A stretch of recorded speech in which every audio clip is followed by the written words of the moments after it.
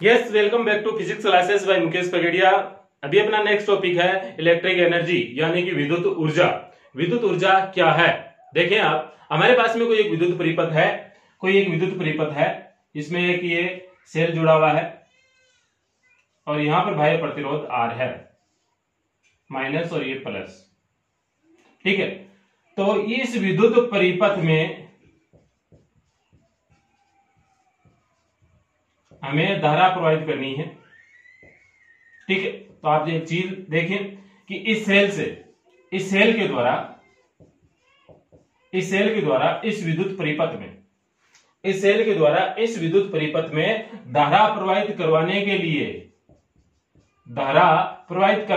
लिए किया गया कार्य।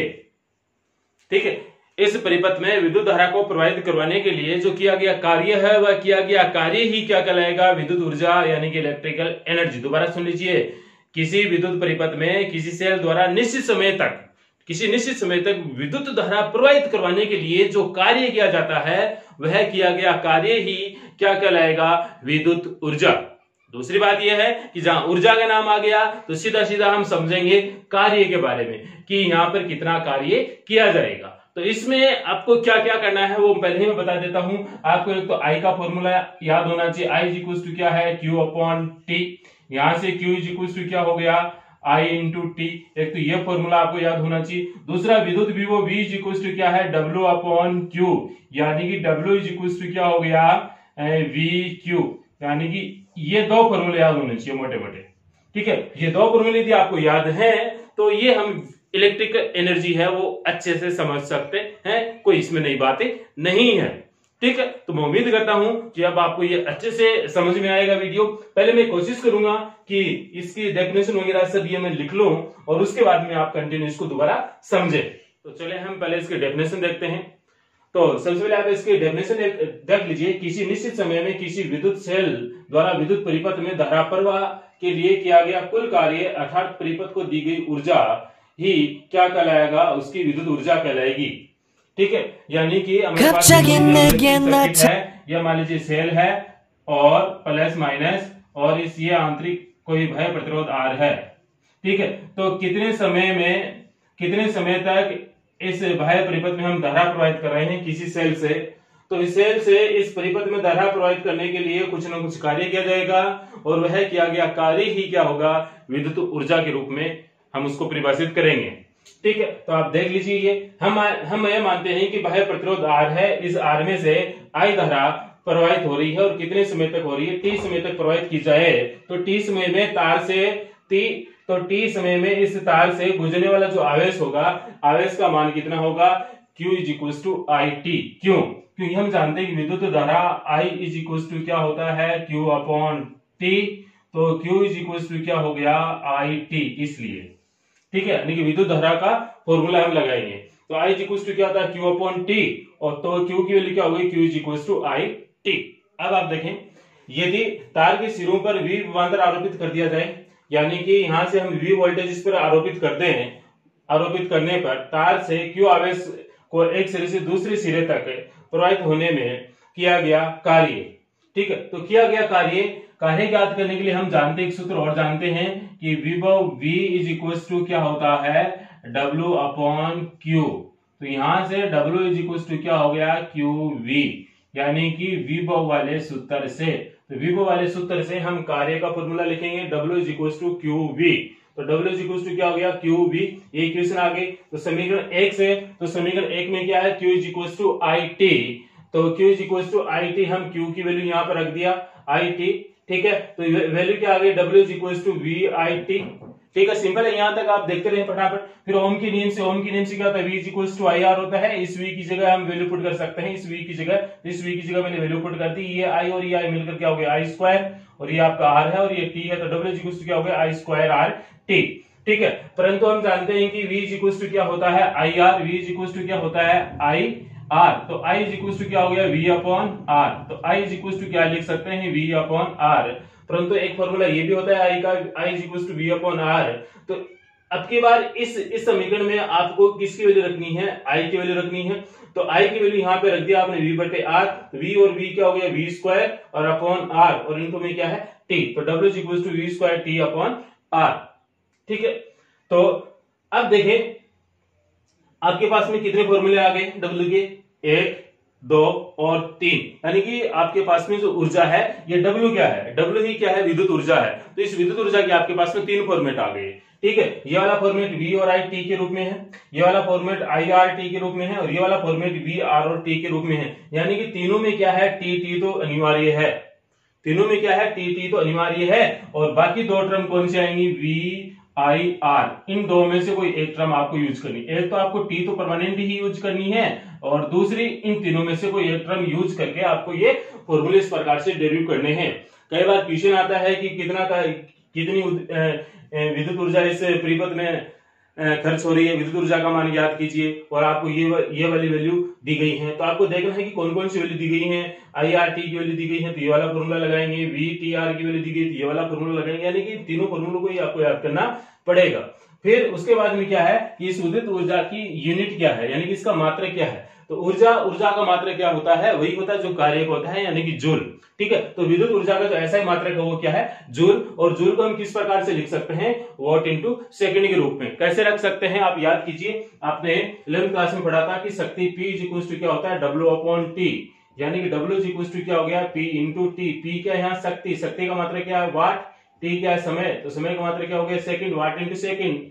ठीक है, तो जूल को हम किसके रूप में लिख सकते हैं, इस फॉर्मेट में भी हम लिख सकते हैं। अगला क्या है अपना विद्युत ऊर्जा का व्यवसायिक मात्रक, यानी कि व्यवसायिक मात्रक क्या है, यानी कि आपकी जो घरों के जो बिजली के जो बिल आते हैं वहां पर जो विद्युत ऊर्जा, जो आपने कितनी विद्युत ऊर्जा खर्च की है वो आपको या तो यूनिट में लिखी हुई मिलेगी या फिर किलोवाट घंटा में लिखी हुई मिलेगी। ठीक है, तो विद्युत ऊर्जा का जो व्यवसायिक मात्रक है वो क्या है, किलोवाट घंटा, यानी kWh से लिख सकते हैं, और या फिर किलोवाट घंटा को ही हम क्या बोलते हैं, board of trade unit, BOTU, board of trade unit यानी BOTU। ठीक है, बोर्ड ऑफ ट्रेड यूनिट बोलते हैं, या फिर इसको विद्युत यूनिट बोलते हैं। ज्यादातर हम जो क्या बोलते हैं कि कितनी यूनिट हमने बिजली खर्च की है, यानी यूनिट। तो एक यूनिट होती है वो किसके बराबर होती है, 1 kWh के बराबर होती है। और यदि इस एक यूनिट को यदि हम किलोवाट घंटा में न बदलकर यदि जूल में बदलना चाहें, किस में बदलना चाहें, जूल में बदलना चाहें, तो जूल में इस प्रकार से बदलेंगे। तो एक यूनिट बराबर कितना जूल होता है, 3.6 इंटू 10⁶ जूल होता है। ठीक है, तो देख लीजिए किलो, तो इसको मैं अलग अलग डिवाइड करके लिख रहा हूं। तो 1 किलोवाट H यानी कि 1 घंटा, एक इनकी वैल्यू सब क्या करनी है, एक पुट करनी है। किलो का मतलब होता है 1000, तो आपने लिख दिया 1000। ठीक है, घंटा को यदि आप सेकंड में चेंज करोगे तो 3600। ठीक है, 3600 को इससे मल्टीप्लाई करोगे 3.6 इंटू 10⁶ हो गया। ठीक है, तो ये क्या बच गया आपके पास, वाट, और ये क्या बच गया, सेकंड, वाट इंटू सेकंड। और वाट इंटू सेकंड को ही हम क्या लिखते हैं, वाट इंटू सेकंड को हम क्या लिखते हैं, जूल। तो इन दोनों की जगह मैंने क्या लिख दिया, जूल। तो 3.6 इंटू 10⁶ जूल। ठीक है, तो इस प्रकार से आपका ये विद्युत ऊर्जा कंप्लीट हुआ है। ठीक है, इसमें कोई ज्यादा कोई खास बात नहीं है, इसलिए मैंने पहले ही इसको लिखकर रख रखा था कि ताकि आपका वीडियो छोटा बने, आपको कम टाइम लगे देखने में। ठीक है, और अब आप इसका एक स्क्रीनशॉट ले लीजिए। ठीक है, स्क्रीनशॉट ले लिया। अब इसके बाद में एक छोटा सा टॉपिक है विद्युत शक्ति। ठीक है, तो उसी को हम इसी की तरह पढ़ने वाले हैं, उसको भी मैं लिख रहा हूं। ठीक है, दोबारा मैं आपको एक बार इसको छोटा सा और दोबारा समझाना चाहूंगा कि हमारे पास में एक तार है। ठीक है, इस तार में हम धारा प्रवाहित कर रहे हैं, किसी निश्चित समय तक इसमें हम धारा प्रवाहित कर रहे हैं। तो उसको धारा प्रवाहित करवाने के लिए जो किया गया कार्य है, उस कार्य का ही क्या नाम है, विद्युत ऊर्जा। ठीक है, वही यहां पे लिखा हुआ है, देख लीजिए। ठीक है, इसको मिटा रहा हूं, उसके बाद में हम पढ़ने वाले हैं अभी इसी वीडियो में विद्युत शक्ति। विद्युत शक्ति, तो विद्युत शक्ति W अपॉन T के बराबर होगी, यानी कि शक्ति को हम P से इंडिकेट करते हैं। तो शक्ति बराबर क्या होता है, कार्य बटा समय। तो शक्ति बराबर क्या होता है, कार्य बटा समय, यानी कि P बराबर W अपॉन T। ठीक है, ये आपने 11th क्लास में भी पढ़ रखा था फॉर्मूला। परंतु हम जानते हैं, परंतु यानी कि कार्य है वह कार्य निम्न फॉर्म में है, W is equal to V I T is equal to I square R T is equal to V square upon R T. यानी कि डब्ल्यू की जो वैल्यू वो कहां से है, पीछे वाले डेरिवेशन में आपने देखा था अभी थोड़ा सा पहले ही आपने देखा था कि डब्ल्यू के 3 फॉर्मेट मैंने बताए थे कि वी आई टी और आई आर टी और वी आर टी के रूप में किस प्रकार से होते हैं, मैंने यहाँ पे लिख रखे हैं। तो ये तीनों फॉर्मूले पीछे वाले डेरिवेशन में आए थे, वो उनको सीधा उठाकर यहाँ पे काम में ले रहा हूं। तो डब्ल्यू की वैल्यू ये 3 वैल्यू होती है, तीनों वैल्यू को हम किसी क्रम से इस प्रकार से लिखे हैं। तो अतः शक्ति P, अतः विद्युत शक्ति, तो विद्युत शक्ति तो P इज इक्वल टू क्या फॉर्मेट आ गया, एक तो W की जगह V I T upon T, ठीक है। दूसरा इसी में कर रहा हूं मैं I square R T upon T, और तीसरा V स्क्वायर अपॉन R, ये T तो इसमें है ही, और इनटू में नीचे वाला T अपना ये काम ले रहे हैं, और ये T सब में T कैंसिल हो गया। तो शक्ति P इज इक्वल टू क्या बचा, V I, एक बचा I स्क्वायर R और एक बचा V स्क्वायर अपॉन R। यानी कि शक्ति के हमारे पास में ये 3 नए फॉर्मूले आ गए। इन तीनों फॉर्मूलों को आपको याद रखना है। ये सभी फॉर्मूले आगे वाले चैप्टर में भी कुछ काम आएंगे, चैप्टर नंबर 10 में काम आएगा P is equal to VI वाला, बाकी भी काम आते रहेंगे, बट आप इन तीनों को ही याद रखें, ठीक है। तो विद्युत शक्ति का जो SI मात्रक है, विद्युत शक्ति का SI मात्रक है, तो SI मात्रक क्या है, वो है वाट, ठीक है, वाट WAT वाट, ठीक है। तो ये आप याद रखें। दूसरा है इसमें एक अन्य मात्रक है जो प्रचलित मात्रक है 1 HP यानी कि हॉर्स पावर। तो 1 HP इज इक्वल टू कितना होता है, 746 वाट, ठीक है। तो ये भी आप इसमें इतना ही याद रखें। और इस वीडियो में बस इतना ही, ये अपना चैप्टर इस वीडियो में पूरा फिनिश हो रहा है। न्यूमेरिकल जैसे अपने को टाइम मिलेगा उस हिसाब से हम करते रहेंगे, ठीक है।